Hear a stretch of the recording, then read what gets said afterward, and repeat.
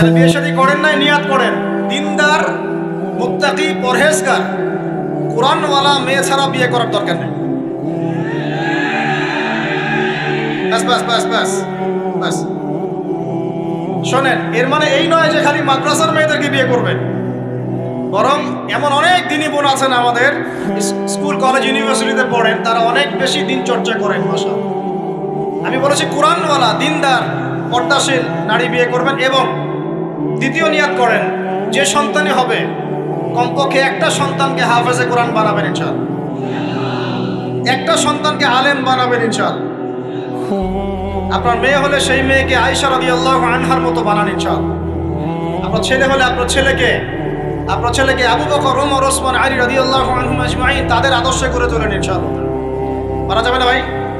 যখন ঘরে ঘরে কোরআনওয়ালা মানুষ তৈরি হবে না, আল্লাহর জমিনে আল্লাহর দ্বীন এমনি প্রতিষ্ঠা হয়ে যাবে ইনশাআল্লাহ। বাতিল কোন দিক পালিয়ে যাবে ঠিক নাই। সবকিছু শেষ আছে না বলেন তো? সব কিছু শেষ আছে। নমরুদ আছে না নাই? দুনিয়াতে আছে। মানুষ তার নামও স্মরণ করে। যখন সে দুনিয়া ছিল মনে হচ্ছিল দুনিয়াটাই তার, তখন মনে হচ্ছিল কি দুনিয়াটাই নমরুদের। ফেরাউন দুনিয়া আছে না নাই? আছে। তার নামও কি মানুষ স্মরণ করে? যখন ফেরাউনের রাজত্ব ছিল, যুগ ছিল, তখন মনে হতো যে পুরো দুনিয়াটাইও।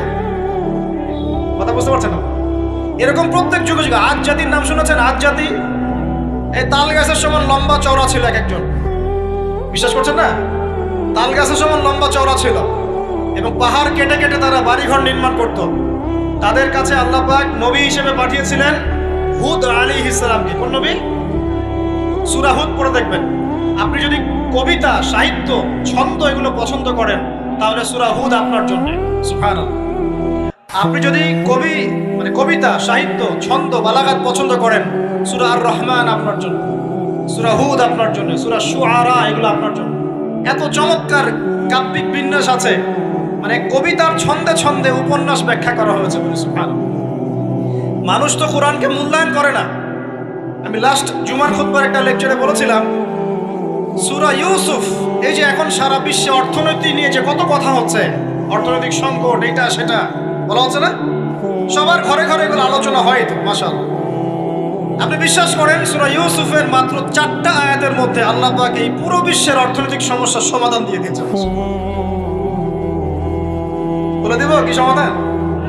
পরে বলছি। আগে আপনাদের এই পয়েন্টটা শেষ করি। ঘরে ঘরে কোরআনওয়ালা মানুষ তৈরি হবে তো ইনশাআল্লাহ। আল্লাহ কবুল করুন, বলি আমিন। কোরআনের এই বিশেষ সূরাগুলো মুখস্থ করতে পারবো তো ইনশাআল্লাহ ভাই? এগুলো নিয়মিত চর্চা করলে আপনাকে দুষ্ট জিন, জাদু, বদনজর এগুলো গ্রাস করবে না ইনশাআল্লাহ। আরেকটা বইয়ের নাম বলে দেই, বই কিনবেন। আমি যে প্রত্যেকটা লেকচারে একটা একটা করে 2টা করে বইয়ের নাম বলি, বইগুলো কিনবেন আল্লাহর রাস্তায়। আজকে শুধু একটা বইয়ের নাম বলবো না, আজকে আমি এমন একজন রাইটারের নাম বলে দিব যে রাইটারের সবগুলো বই বাসায় কিনবেন আপনারা ইনশাআল্লাহ। যদি আপনি এই রাইটারের, এই আলেমের সবগুলো বই বাসায় রাখতে পারেন এবং চর্চা করতে পারেন, ইনশাআল্লাহ আপনি সিরাতুল মুস্তাকিমেই থাকবেন ইনশাআল্লাহ। আমি আপনার জিম্মেদার হচ্ছি ইনশাআল্লাহ। যদি আপনি পথভ্রষ্ট না হয়ে যান, এই বইগুলোতে এত চমৎকার করে গাইডলাইন দেওয়া আছে, আপনি ইনশাআল্লাহ সঠিক পথেই থাকবেন। নামটা বলে দিব, সবার প্রিয় আলেম, পুরো বিশ্বের, শুধু বাংলাদেশের নয়, অন্যতম একজন প্রিয় আলেম, বিদগ্ধ আলেমে দ্বীন আল্লামা মুফতি তকি উসমানী দামাত বরকাত। নাম শুনেছেন? এই নামটা শুনেছেন? আচ্ছা, তার অনেক বই আছে, প্রায় 200, 300, 400। সবগুলা বই বাসায় কিনবেন ইনশাআল্লাহ। ইবাদত নিয়ে বই আছে, মুআমালাত নিয়ে বই আছে, তাসাউফ নিয়ে বই আছে, জিকির নিয়ে বই আছে, অর্থনীতি নিয়ে বই আছে, ওয়ার্ল্ড অ্যাফেয়ার্স নিয়ে বই আছে, প্রতিটা সাবজেক্ট ধরে ধরে বই আছে। কোথায় পাবেন? এই তো অনলাইনে অনেক বুকশপ আছে না, এগুলোতে পাবেন। বাংলা বাজারে, ঢাকায় পাবেন। এগুলো অনুবাদ হয়ে গেছে আলহামদুলিল্লাহ। এবং বাংলাদেশে অনেক স্টুডেন্ট আছে তার হাতে গড়া। তাদের ইলম, তাদের আমল, তাদের আখলাক দেখলে পরকালকে চেনা যায়। মাশাআল্লাহ। বই কিনতে পারবেন তো একটু ইনশাআল্লাহ? আরে ভাই, ইউনিভার্সিটির ক্যান্টিনে বসলেই তো 100 টাকা শেষ হয় আপনার। আর ক্যান্টিনে যদি বোরখাওয়ালা কাউকে নিয়ে বসেন তাহলে তো শেষ। এখন সহি প্রেম করে মানুষ। এক ভাই প্রশ্ন করেছে সেদিন, কালকেই, যে সে দিনের পথে ফিরে এসেছে কিন্তু তার গার্লফ্রেন্ডকে ভুলতে পারে না। তো বলছে, ভাই তাকে দাওয়াত দেওয়ার খাতিরে হলেও কি ফোনে কথা বলা যাবে? কি উত্তর দিব বলেন? আপনি পবিত্র হতে যাচ্ছেন কিনা? পবিত্র হতে যাচ্ছেন, পবিত্র পথে আসতে যাচ্ছেন, তাহলে অপবিত্র পথে আবার কেন ফিরে যাবেন? এগুলো কি হালাল না হারাম? আল্লাহ পাক বলেছেন লা তাকরাবু জিনা, জিনার ধারের কাছেও যেও না, ধারের কাছেও যেও না। দেখেন এই একই কথা আল্লাহ পাক আদম এবং হাওয়া আলাইহিস সালামকে এই রকম শব্দে বলেছিলেন, ওয়ালা তাকরাবা হাযিহি শাজারা, তোমরা এই গাছের ফল খেও না এমন নয়, তোমরা এই গাছের কাছেও যেও না। আমার কথা কি বুঝতে পারছেন? মানে এই বাঁশ অতিক্রম করে এসো না এমন নয়, এই বাঁশের কাছেও বসবা না। বুঝতে পারছেন কথা? একইভাবে আল্লাহ বলছেন ওয়ালা তাকরাবু জিনা, তোমরা জিনা করো না এমন নয়, জিনার কাছেও। ফিজিক্যাল রিলেশন তো অনেক দূরের কথা, হারাম। আপনি ফোনেও কথা বলবেন না, আল্লাহ পাক তৌফিক দান করবেন। আপনি যদি পবিত্র থাকতে পারেন ইনশাআল্লাহ তাআলা আল্লাহ পাক আপনাকে আপনার উপযুক্ত পাত্রী দিবেন ইনশাআল্লাহ। আর যদি আপনি পবিত্র থাকতে না পারেন, এমন হতে পারে হয়তো আপনি পবিত্র কাউকে পান নাই, হতে পারে কিনা? আচ্ছা প্রিয় ভাইয়েরা, বইটা কিনবেন, বইটার নাম, দোয়ার বইটার নাম হলো হিসনুল মুসলিম। কি নাম? হিসনুল মুসলিম। যদি কিনতে না পারেন ওই যে প্লে স্টোরে ঢোকেন, প্লে স্টোরে ঢুকে দেখবেন যে একটা অ্যাপস আছে হিসনুল মুসলিম। এখানে যতগুলো দোয়া আছে সবগুলো দোয়া আগামী 1 বছরের মধ্যে মুখস্থ করবেন। রাজি আছেন কিনা? আর এখানে সকাল সন্ধ্যায় পড়ার জন্য কিছু দোয়া আছে, সকাল সন্ধ্যায় পড়ার। এই দোয়াগুলো আল্লাহর ওয়াস্তে মুখস্থ করবেন, পারবেন ইনশাআল্লাহ? আল্লাহ তৌফিক দান করবেন। আমি আর একটা আমল বলে দিব, তারপর সামনে যাব। সেটা হলো 5 ওয়াক্ত নামাজ তো পড়েন মাশাআল্লাহ, নাকি? কারা কারা নামাজ 5 ওয়াক্ত পড়েন হাত তোলেন দেখি। আলহামদুলিল্লাহ মাশাআল্লাহ, হাত নামান। আর যারা নামাজ পড়েন না তাদেরকে আমি একটা হাদিস শোনাবো, একটা হাদিস শুনবেন। নবী সাল্লাল্লাহু আলাইহি ওয়াসাল্লাম বলেছেন, قال النبي صلى الله عليه وسلم بين العبد وبين الكفر والشرك ترك الصلاة। আল্লাহ পাকের বান্দা আর একজন কাফের মুশরিকের মধ্যে পার্থক্যই হচ্ছে নামাজ। আল্লাহ পাকের বান্দা মানে মুমিন মুসলিম এবং একজন কাফের মুশরিকের মধ্যে পার্থক্য কি? মান তারাকা সালাতান মুতাআম্মিদান ফাকাদ বারিয়াত মিন যিম্মাতিল্লাহ। কেউ যদি ইচ্ছাকৃতভাবে তার উপর ফরজ নামাজকে ছেড়ে দেয়, সে যেন আল্লাহ পাকের জিম্মেদারি থেকে মুক্ত হয়ে গেল। অন্য হাদিসে আছে মান তারাকা সালাতান মুতাআম্মিদান ফাকাদ কাফার। কেউ যদি ইচ্ছা করে নামাজ ছেড়ে দেয়, সে ব্যক্তি কুফরি করবে। বলি নাউজুবিল্লাহ। আমরা কি কুফরি করতে চাই নাকি ভাই? নামাজের কথা বলেছি, 5 ওয়াক্ত নামাজ কারা কারা পড়েন না হাত তোলেন এবার। আচ্ছা লজ্জার কিছু নাই, এখন আমার সাথে তওবা করেন, আমার সাথে তওবা করেন, বলেন আস্তাগফিরুল্লাহ আল্লাযী লা ইলাহা ইল্লা হুয়াল হাইয়ুল কাইয়্যুম ওয়া আতুবু ইলাইহি।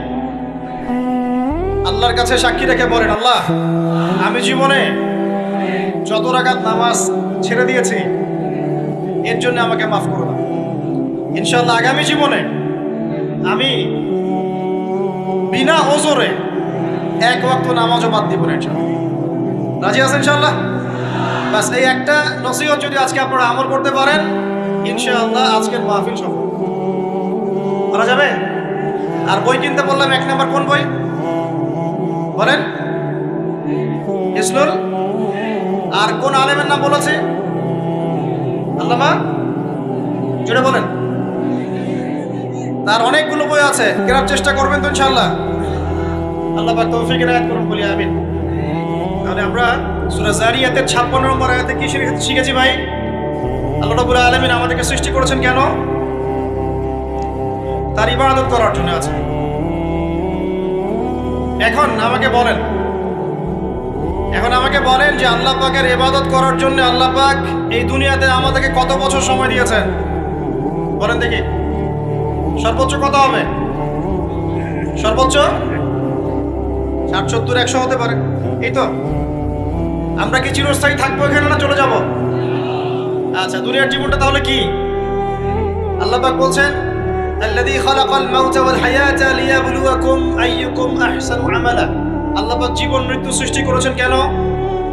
আল্লাহ পাক পরীক্ষা করার জন্য যে এই দুনিয়ার জীবনে আমলে কে শ্রেষ্ঠ, আমলে কে শ্রেষ্ঠ। দুনিয়ার জীবনে আসার উদ্দেশ্য পেয়েছি আল্লাহর ইবাদত করা, এখন পেলাম আল্লাহ জীবন মৃত্যু কেন সৃষ্টি করেছেন? আমলে পরীক্ষা করার জন্য যে কে শ্রেষ্ঠ হচ্ছে। আমাদের উদ্দেশ্য কি? আমাদের উদ্দেশ্য হচ্ছে পুলসিরাত পার হয়ে জান্নাতে যাওয়া। উদ্দেশ্য কি? পুলসিরাত পার হয়ে জান্নাতে যাওয়া। সূরা আলে ইমরানের 185 নম্বর আয়াতে আল্লাহ পাক বলেছেন, কুল্লু নাফসিন যায়িকাতুল মাউত, প্রত্যেকটা নফস মৃত্যুর স্বাদ গ্রহণ করবে, এরপর কিয়ামতের মাঠে তাদের আজর তাদেরকে পূর্ণ মাত্রায় বুঝিয়ে দেওয়া হবে। আল্লাহ পাক বলেন, ফামান যুহজিহা আনিন নারি ওয়া উদখিলাল জান্নাতা ফাকাদ ফাজ।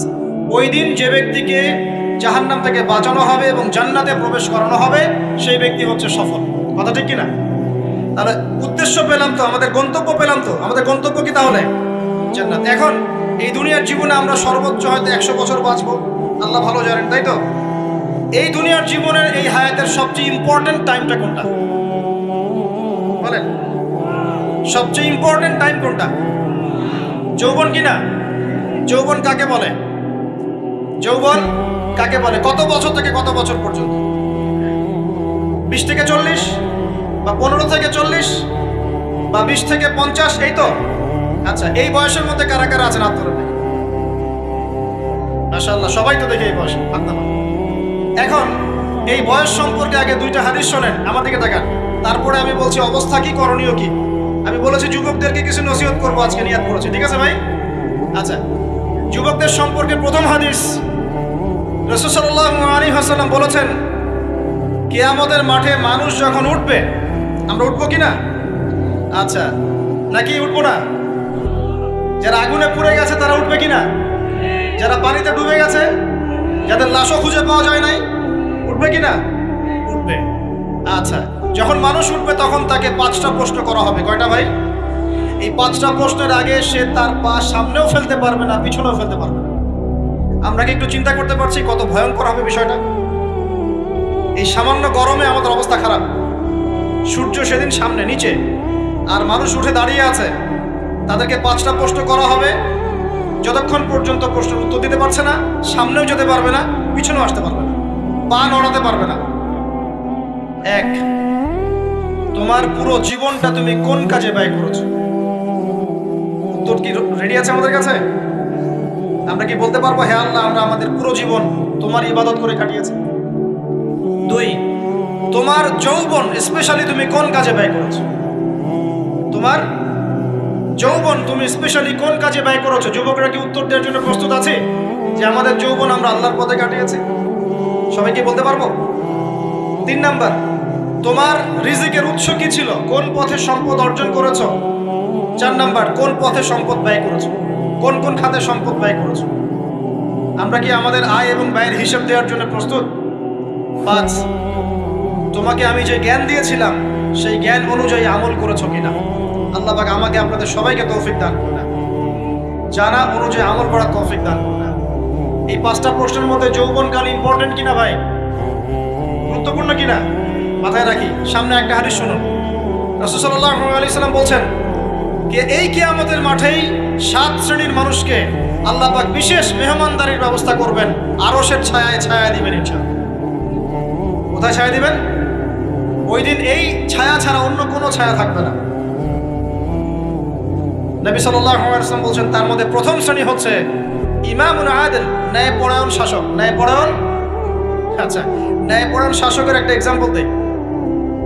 মক্কার জাহিলি যুগে সাহাবীরা ঈমান নিয়ে এসেছেন, বাস তাদের উপর নির্মম নির্যাতন শুরু হয়ে গেছে, আবু জেহেল, আবু লাহাব, উতবা, শাইবা।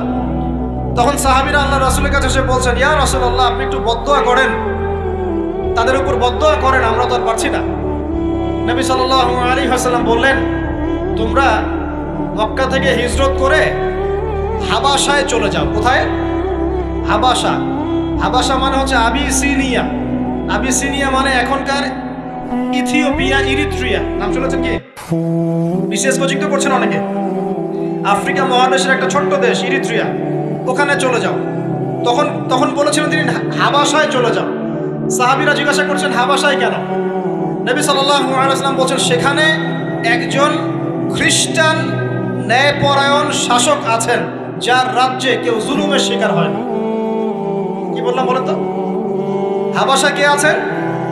একজন মুসলিম না খ্রিস্টান? খ্রিস্টান ন্যায়পরায়ণ শাসক আছেন, যার রাজ্যে কেউ জুলুমের শিকার, মুসলমান নন এমন একজন শাসকের প্রশংসা করে আমাদের নবীজি বললেন তার রাজ্যে কেউ জুলুমের শিকার হয়।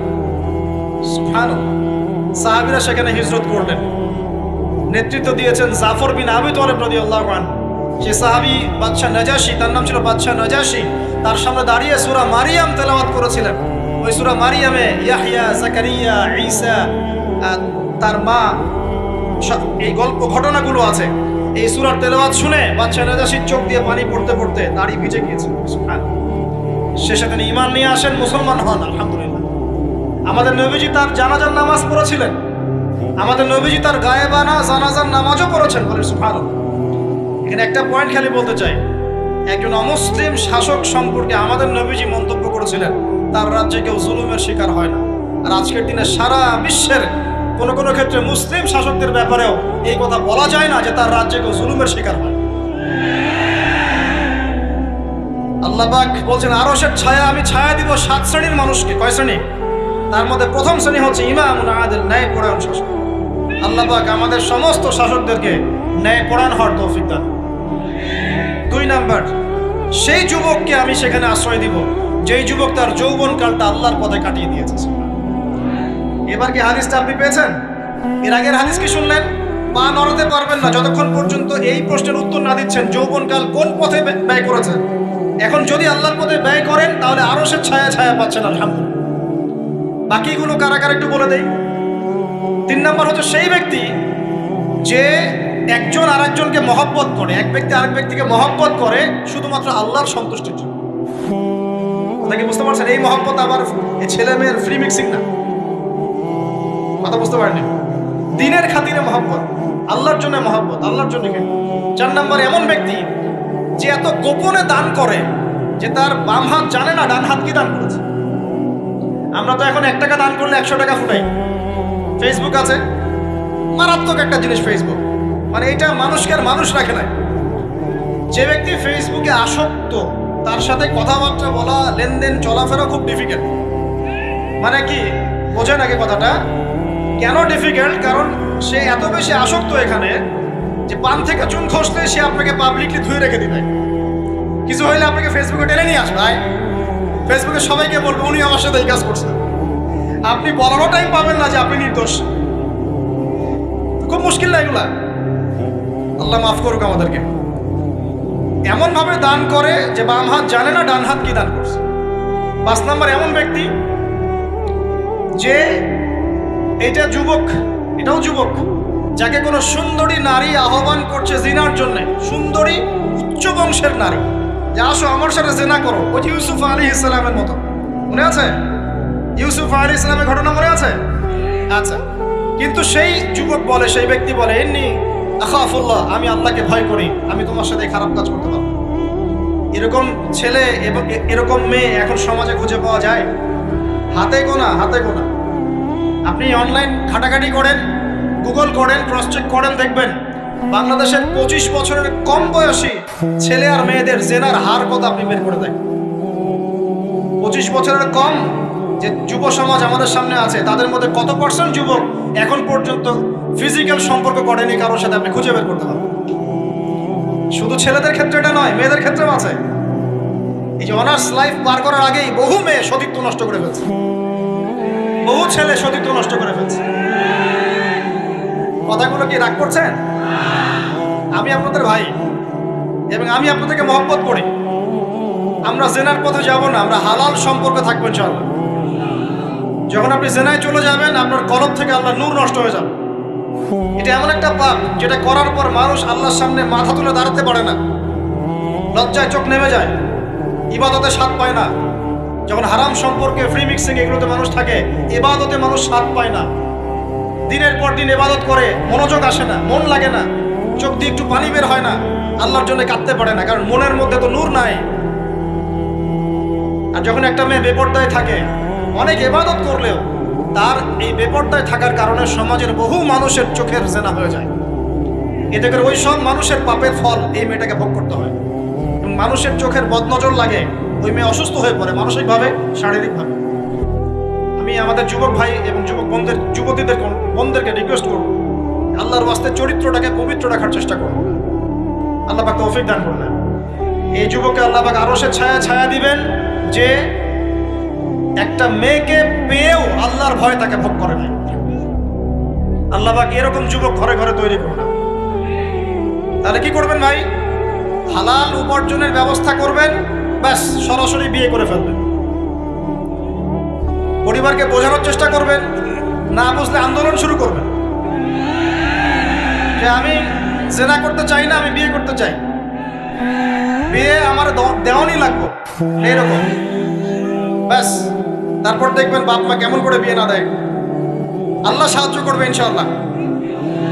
আল্লাহ আমাদের যুবক ভাইদেরকে চরিত্র হেফাজত করার স্বার্থে বিয়েকে সহজ করে দিন। আমি আবার কাউরে নিয়ে পালায় যায় না, ওই কাজ করতে যায় না কিন্তু আবার, ঠিক আছে? কারণ এভাবে কোর্টে গিয়েও যদি একটা মেয়ে বিয়ে করে, এই বিয়ের জায়েজ না জায়েজ নিয়ে অনেক কথা আছে। অতএব এইসব ঝুঁকির মধ্যে যাবেন না, বাসায় বোঝানোর চেষ্টা করবেন। আর এক শ্রেণীর ব্যক্তি আছে যাদেরকে আল্লাহ পাক আরশের ছায়া ছায়া দিবেন। তারা কারা? যারা গোপনে আল্লাহকে স্মরণ করে কাঁদতে পারে। এখন এই দুটো হাদিসের মধ্যে যুবকদের অবস্থান কি পেয়েছেন? আচ্ছা, আরেকটা শোনাই এবার।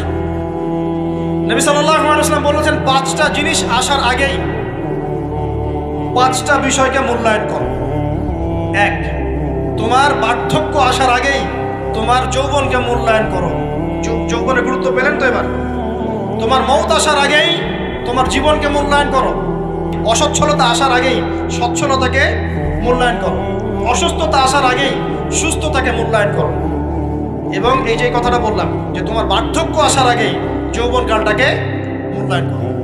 এই হাদিসগুলোর মধ্যে আমরা সংক্ষিপ্ত পরিসরে যৌবনকালের গুরুত্ব পাচ্ছি কিনা ভাই? এখন এই যৌবনকালটা আমাদের কাটানো উচিত আল্লাহ পাকের ইবাদতের মধ্য দিয়ে।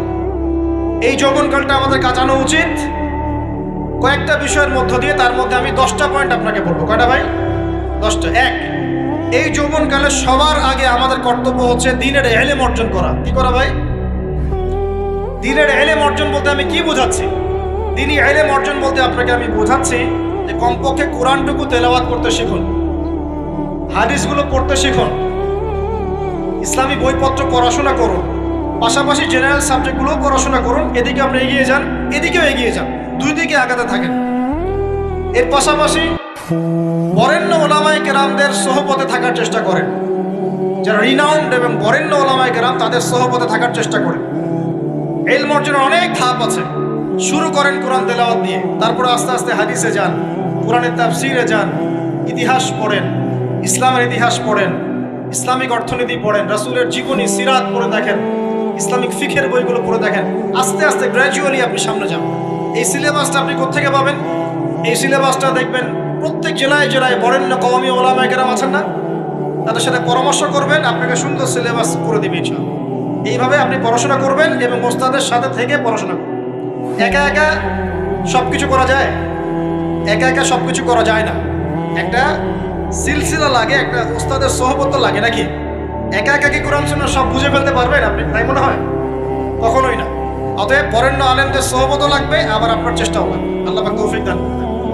এই যৌবনকালের প্রথম কাজ কি ভাই? ইলম অর্জন করা। 2 নাম্বার, এই যৌবনকালে আমরা যে পরিমাণ ফিজিক্যালি ফিট থাকি, শরীরে শক্তি থাকে, উদ্যম থাকে, আমাদের বয়সটা 40-50 হয়ে গেলে সেটা থাকবে না। থাকবে? অতএব এই যৌবনকালে বেশি বেশি ইবাদত করতে থাকেন। আল্লাহ পাক তৌফিক দান। এই যৌবনকালে 5 ওয়াক্ত নামাজ তো পড়বেনই, এর পাশাপাশি নফল নামাজগুলো পড়ার চেষ্টা করবেন। এর পাশাপাশি আপনি চেষ্টা করবেন তাহাজ্জুদের ওয়াক্তে একটু নামাজ পড়ার জন্য, কমপক্ষে 2 রাকাত, কমপক্ষে 2 রাকাত, অ্যাটলিস্ট 2 রাকাত নামাজ তাহাজ্জুদের সময় পড়ার চেষ্টা করি। আল্লাহ আমাকে তৌফিক দিক, আপনাদের সবাইকে তৌফিক দান। ওই সময় আপনি যে দোয়াই করবেন আল্লাহর কাছে কবুল হবে ইনশাআল্লাহ। যে দোয়াই করবেন আল্লাহ কবুল করবেন ইনশাআল্লাহ। যদি আপনার রিজিকটা কি হয়? হালাল হয়। হারাম রিজিক দিয়ে ইবাদত কবুল হয়? হারাম রিজিকের দোয়া কবুল হয়? কবুল হয় না। 3 নাম্বার, এই যৌবনকালে আমরা রাসূলের সুন্নতের উপর বেশি আমল করবো ইনশাআল্লাহ। করা যাবে ইনশাআল্লাহ? তাহলে নিয়াত করতে পারি যে ইনশাআল্লাহ চেহারাগুলো পরিবর্তন হবে। চেহারা পরিবর্তন মানে কি? হ্যাঁ, রাখা যাবে না? এখনো গজায় নাই। প্রত্যেক সপ্তাহে আপনাকে নবীর সুন্নতের উপর এরকম করে কুরবানি এবং জবাই করতে কে বলেছে? নবী সাল্লাল্লাহু আলাইহি ওয়াসাল্লামের সুন্নতকে জবাই করাটা কি ভালো কাজ? হ্যাঁ বলেন তো। আমরা তো এমন অনেক নাপিত ভাইদেরকে চিনি যারা এই ধরনের বক্তব্যগুলো শুনে আলহামদুলিল্লাহ জীবন পরিবর্তন করেছেন, তার দোকানে লিখে দিয়েছেন এখানে চুল কাটা হয়, দাড়ি শেভ করা হয় না। খুশি হন নাই? মুসলিমদের কথা বলছি, অমুসলিমদেরকে নিয়ে আমাদের চিন্তা নাই তো? চিন্তা আছে? একটা কথা মনে রাখবেন, একটু কথাটা মনের কান দিয়ে শোনেন। দাড়ি হচ্ছে একমাত্র ভিজিবল সুন্নত। দাড়ি হচ্ছে একমাত্র ভিজিবল সুন্নত। ভিজিবল মানে কি? যা দেখা যায়। দাড়ি একমাত্র ভিজিবল সুন্নত, দৃশ্যমান সুন্নত, যেটা নিয়ে আপনি আমি কবরে যাবো ইনশাআল্লাহ। আর কোন সাইন দেখে বোঝার বুদ্ধি নাই এই ব্যক্তি কত বড় মুসলিম, কত বড় সুন্নতের পাবন ছিল। খালি কপালের সেজদার দাগ আর চেহারার দাড়ি বাকি থাকবে। কথা বুঝতে পারছেন ভাই? নিয়াত করা যায় একটু দাড়ি ছেড়ে দিব, নাকি দাড়ি রাখলে চাকরি পাবেন না? দাড়ি রাখলে মেয়ে দিবে না নাকি? তো যে মেয়ে দাড়ি রাখলে বিয়ে করতে চায় না তাকে বিয়ে করারও দরকার নাই। আর দাড়ি রাখলে যে চাকরি আপনাকে ছাড়তে হয় ওই চাকরিও করার দরকার। চাকরির মধ্যে সব রিজিক আপনার মনে হয়? রিজিকের সবচেয়ে বড় অংশ আছে কিসের মধ্যে? বিজনেসের মধ্যে। যারা বিজনেস করে তাদের আন্ডারেই লক্ষ লক্ষ মানুষ চাকরি করে। বাংলাদেশে যে ইকোনমিক সিস্টেম, এই ইকোনমিক সিস্টেমের মূলে কারা জানেন? ব্যবসায়ীরা। কারা? বড় বড় ব্যবসায়ীরা। এমন অনেক ব্যবসায়ী আছেন যাদের একজনের জাকাতের টাকা দিয়ে একটা গ্রামের মানুষকে খাওয়ানো যায়। বিশ্বাস করছেন? ইকোনমিক তো আমার সাবজেক্ট, আমরা পড়েছি, পড়াশোনা করেন, দেখেন। বিজনেস, এরপরে আছে ক্রিয়েটিভ কোনো প্রজেক্ট, এমন কোনো প্রজেক্ট যেটা এখন পর্যন্ত কেউ লঞ্চ করে নাই। এখন অনলাইনে অনেকে আয় করেন না, আজকে থেকে 20 বছর আগে মানুষ এটা করেছিল। এখন অনেক মানুষ বাহির থেকে পড়াশোনা করে দেশে এসে এই যে ডেইরি প্রজেক্ট করছে, পোলট্রি করছে, নতুন নতুন অনেক প্রজেক্ট করছে না? কৃষিভিত্তিক অনেক কাজ করছে। তারা কি সচ্ছল না? আমি একজন ভাইয়ের কথা জানি, যিনি আলহামদুলিল্লাহ আল্লাহর এই অধম বান্দার ওয়াজ শুনে সুদের চাকরি ছেড়ে দিয়েছিলেন। চাকরি ছেড়ে দিয়ে তিনি চায়ের বিজনেস শুরু করেন, চায়ের বিজনেস। তো ইদানিং জানলাম তিনি এখন মানুষকে টাকা ধার দেন। মাশাআল্লাহ, তিনি এখন মানুষকে টাকা ধার দেন চায়ের ব্যবসা করেই। আর আমাকে তো এখনো মানুষের কাছে হাত পাততে হচ্ছে। কথা বুঝতে পারেন নাই? আল্লাহ পাক তাকে সুদ ছেড়ে দেওয়ার জন্য সচ্ছল করে দিয়েছেন। এই ওসিলা দিয়েই তিনি সচ্ছল হয়েছেন আলহামদুলিল্লাহ। রিজিক কার হাতে? বিশ্বাস করেন, রিজিক আল্লাহর হাতেই। আল্লাহ পাক চাইলে আপনাকে বেহিসাব রিজিক দিবেন ইনশাআল্লাহ। অতএব সুন্নতকে বিসর্জন দিয়ে নয়, সুন্নতে থাকেন, আল্লাহ পথ খুলে দিবেন ইনশাআল্লাহ। আল্লাহ পাক তৌফিক দান করুন। যুবক ভাইদেরকে বলছিলাম, তাহলে প্রথম কাজ আমাদের ইলম অর্জন করা, তারপরে কি ভাই? নামাজের পাবন্দ হওয়া, আর নামাজ ফরজের পাশাপাশি নফলগুলোও চর্চা করা। 3 নম্বর বলেছি রাসূলের সুন্নতের উপর একদম ইস্তেকামা, দৃঢ়ভাবে আমল করা। আর সুন্নত শিখতে হলেই তো 3 দিনের জন্য বেরিয়ে যান, 7 দিনের জন্য, 40 দিনের জন্য বেরিয়ে যান। সুন্নত শিখিয়ে আপনাকে বাসায় পাঠাই দেবে ইনশাআল্লাহ। পড়াবে না? অনেক মানুষ মনে করে যে তাদের ওখানে গেলে আমার আকীদা নষ্ট হয়ে যাবে, হ্যাঁ, তাই না? তারা বিভ্রান্ত। হ্যাঁ, নাউজুবিল্লাহ। স্বপ্নে পাওয়া ধর্ম, অনেকে টিটকারি মারে, স্বপ্নে পাওয়া ধর্ম। এসব ব্যাঙ্গের ছাতার মতো আদর্শের দিকে মুখ ফিরাবেন না। মাকবুল জামা, যেগুলো মাকবুল জামা, ক্লাসিক্যাল ইসলাম, এর মধ্যে থাকেন, আপনি বিভ্রান্ত হবেন না। তারা আপনাকে কখনো খারাপ কাজে আদেশ করেছে? কত চোর ডাকাত মদখোর মানুষ সেখানে গিয়ে 5 ওয়াক্ত নামাজি হয়ে গেছে, সুদের ব্যবসা ছেড়ে দিয়েছে, মাদক ছেড়ে দিয়েছে, আল্লাহর ওলি হয়ে গেছে আলহামদুলিল্লাহ। তো আপনাকে তারা সুন্নত শিখিয়ে বাসায় পাঠিয়ে দিবে। এছাড়া আপনি অন্যভাবে শিখতে চলে শিখবেন, সমস্যা কি? যদি মাদ্রাসায় পড়ার তৌফিক থাকে তাহলে পড়বেন। সবাই কি মাদ্রাসায় পড়ার তৌফিক পাবে? পাবে না। নিঃসন্দেহে কিছু মানুষ তৌফিক পাবে, কিছু মানুষ হয়তো পাবে না। যারা পাবে না তারা দিন শিখবে কিভাবে? এভাবেই তো শিখবে। সুন্নতের উপর আমল করতে হবে, এটা সবচেয়ে বড় কথা। আল্লাহ পাক আমাদের সবাইকে সুন্নাহর উপর আমল করার তৌফিক দান করুন। 4 নম্বর ভাই, যৌবনকালে আমরা আমাদের সময়গুলোকে মূল্যায়ন করবো ইনশাআল্লাহ। কথা বুঝতে পারছি ভাই? সময় মূল্যায়ন কেমন? আপনার দিন রাতের একটা রুটিন থাকবে, এলোমেলো লাইফ লিড করবেন না। এই যে আমরা, আল্লাহ মাফ করুক, আমরা এখন 3টায় 2টায় 4টায় ঘুমাই, 12টা 1টা 2টায় উঠি, নাউজুবিল্লাহ। এতে করে কি আমাদের রুটিন লাইফটা ঠিক আছে? আমাদের খাওয়ার ঠিক নাই, আমাদের ঘুমের ঠিক নাই, আমাদের মানে খাবারের যে অভ্যাস, খাদ্যাভ্যাসে ঠিক নাই। আমরা একটু খেলাধুলা আগে করতাম, সেটাও এখন করি না। সারাদিন ফোন নিয়ে বসে থাকি, আর এই যে ইউটিউব ফেসবুকে বসে থাকি, গোল হয়ে বসে লুডো খেলে। গোল হয়ে কি করে? লুডো খেলে, অনলাইনে গেমস খেলে, অনলাইনে পাবজি খেলে, ফ্রি ফায়ার খেলে। আগে তো তাও ছেলে পেলে একটু ফুটবল খেলতো, ক্রিকেট খেলতো, আমরাও তো খেলেছি। ওই সময় তাও আলহামদুলিল্লাহ আমাদের ফিজিক্যাল ফিটনেস অনেক ভালো ছিল। এখন ওগুলো বাদ দিয়ে যে মানুষ পর্নোগ্রাফি দেখছে, লুডো খেলছে, পাবজি খেলছে, ফ্রি ফায়ার খেলছে, সারাদিন অনলাইনে বসে অথর্বর মতো বসে আছে, এটা কি ভালো হচ্ছে? এজন্য অ্যাটলিস্ট ফজরের নামাজ পড়ে জিকির আজগার করে পড়াশোনা করে আধা ঘন্টা 1 ঘন্টা খেলাধুলা করলে কি সমস্যা? একটু ফুটবল খেলেন, দৌড়াদৌড়ি করেন, জগিং করেন, একটু ব্যায়াম করেন, আল্লাহ পাক আপনাদের যৌবনে বরকত দান করুন। আমি এই কাজগুলো করতে হবে কিনা? ভালো না খারাপ?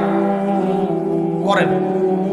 আর নিয়মতান্ত্রিক লাইফ লিড করবো আমরা। নিয়মতান্ত্রিক, আমার জীবনে একটা রুটিন থাকবে, এই রুটিনের বাইরে যাব না। পড়াশোনার রুটিন থাকবে, খেলার বা এক্সারসাইজ রুটিন থাকবে, খাওয়া দাওয়ার রুটিন থাকবে, দাওয়ার রুটিন থাকবে, আমি আলেম ওলামাদের কাছে যাবো, এই রুটিন থাকবে। একটা রুটিন লাইফ লিড করবেন, এলোমেলো জীবন যাপন করবেন। আল্লাহ পাক আমাকে তৌফিক দান করুন, আপনাদের সবাইকে তৌফিক দান করুন। কয়টা বলেছি ভাই? বলেন। 6 নাম্বার, যৌবনকালে সবচেয়ে বেশি বেঁচে থাকবো নারীর ফিতনা থেকে। কি থেকে ভাই? যৌবনকালে সবচেয়ে বেশি বেঁচে থাকবো কি থেকে? একটা হাদিস বলি, নবী সাল্লাল্লাহু আলাইহি ওয়াসাল্লাম বলেছেন, মা তারাকতু বা'দি ফিতনাতান আদাররু আলা রিজালি মিনান নিসা। আমি আমার পরে, নবীজি বলছেন, আমি আমার পরে পুরুষদের জন্য নারীদের চেয়ে ভয়ঙ্কর কোনো ফিতনা রেখে যাই নাই। কেমন ফিতনা? আপনি একটু অনেস্টলি বলেন তো দেখি, যে আমরা যারা পর্নোগ্রাফিতে টুকটাক আসক্ত বা এ ধরনের অনলাইনে বা অফলাইনে এই ধরনের হারাম সম্পর্কের সাথে আছি, মন থেকে কি আপনি ফিল করেন যে আল্লাহ আপনার সাথে আছেন? বলেন তো দেখি, অনেস্টলি বলেন। আপনি যখন নামাজ পড়ে বাসায় ফিরে যান, ফিরে যেতে যেতে যদি আপনার চোখে খারাপ কিছু পড়ে, আপনার মনের নূরটা নষ্ট হয়, আপনি বুঝতে পারেন না? বুঝতে পারেন না? যখন আপনি এরকম হারাম কোনো সম্পর্কে আছেন, নাউজুবিল্লাহ, আপনার মনটা যে শক্ত হয়ে গেছে, আপনি বুঝতে পারেন না? আল্লাহর ওয়াস্তে নারী জাতির ফিতনা থেকে সর্বোচ্চ দূরত্ব অবলম্বন করবেন। আল্লাহ পাক তৌফিক দান করুন। কি করবো তাহলে আমরা? ওই যে বলেছি, হালাল সম্পর্ক করতে পারলে হালাল, যদি করতে না পারি সবর করবেন। কি করবেন? সবর করবেন, ভালো কাজে ব্যস্ত থাকবেন, বেশি বেশি রোজা রাখবেন। কি করবেন? বেশি বেশি রোজা রাখবেন, সোমবারে রোজা রাখবেন, বৃহস্পতিবারে রোজা রাখবেন। এভাবে আপনি আপনার জীবনটা গুছিয়ে নেন, আল্লাহ পাক প্রবৃত্তিকে নিয়ন্ত্রণ করার ক্ষমতা দিবে চান। এরপরেও যদি ভুল হয়ে যায়, হতে পারে এই যুগটা ফিতনার যুগ, চরম ফিতনার যুগ। যদি কোনো ভুল হয়ে যায়, খবরদার আপনি হতাশ হবেন না। ভুল হয়ে গেলে কখনো হতাশ হবেন না। হতাশা শয়তানের পক্ষ থেকে আসে, কখনো হতাশ হবেন না। দেন ওযু করে জায়নামাজে দাঁড়িয়ে 2 রাকাত নামাজ পড়ে আল্লাহকে বলবেন, আল্লাহ আমার ভুল হয়ে গেছে, আমাকে মাফ করে দাও। পারা যাবে ইনশাআল্লাহ। জীবনে কখনো হতাশ হবেন না। জীবনে যাই হয়ে যাক না কেন, কখনো হতাশ হবেন না। মনে রাখবেন, আল্লাহ আপনার রব, আল্লাহ আপনার সাথে আছেন ইনশাআল্লাহ। অতএব নারীর ফিতনা থেকে নিজেকে বাঁচিয়ে রাখার চেষ্টা করুন, আল্লাহ পাক তৌফিক এনায়েত করুন। 7 নাম্বারটা হচ্ছে, এই সমাজ আপনাকে যেভাবে শেখায়, কিভাবে শেখায়? এই যে স্কুল, কলেজ, ইউনিভার্সিটি, চাকরি, বিয়ে, সন্তান প্রতিপালন, আর তারপর ইন্না লিল্লাহি ওয়া ইন্না ইলাইহি রাজিউন, এই তো শেখায় নাকি? সবসময় মনে রাখবেন যে আল্লাহ রাব্বুল আলামিনের পরিকল্পনাই আপনার উপরে সবচেয়ে বেশি অগ্রাধিকার যোগ্য, সমাজের পরিকল্পনা নয়। পরিবার আপনাকে চাপ দিচ্ছে, চাকরি পাস না, পড়াশোনা করিস না, হ্যাঁ পড়াশোনায় কেন তুই 80 নাম্বার পাইলি না, কেন চান্স পেলি না, কবে চাকরি পাবি, কবে আমাদেরকে দেখবি, খাওয়াবি, পড়াবি, এই যে চাপগুলো চারপাশ থেকে আসে কিনা? অনেক যুবক দেখা যায় মাদকাসক্ত হয়, অনেকে দেখা যায় আত্মহত্যা করছে, ইদানিং করছে কিনা ভাই? এই শব্দটা থেকে আমি পয়েন্টটা আজকে লিখেছিলাম যে ভুলেও আল্লাহর প্রতি বিশ্বাস এবং তাওয়াক্কুল হারাবেন না। সমাজ যেভাবে শেখায়, সমাজ চারপাশে যে চাপ আপনাকে দিচ্ছে, এই চাপে নিজে গা ভাসিয়ে দিবেন না। আপনি আল্লাহর কাছে দোয়া করবেন, আল্লাহর কাছে পথ চেয়ে নেবেন এবং আল্লাহর প্রতি তাওয়াক্কুল ভরসা করবেন। কখনো আত্মহত্যার পথ বেছে নেবেন। কি হয়েছে? 80 নাম্বার পান নাই তো কি হয়েছে? আপনি চেষ্টা করেছেন কিন্তু চান্স পান নাই তো কি হয়েছে?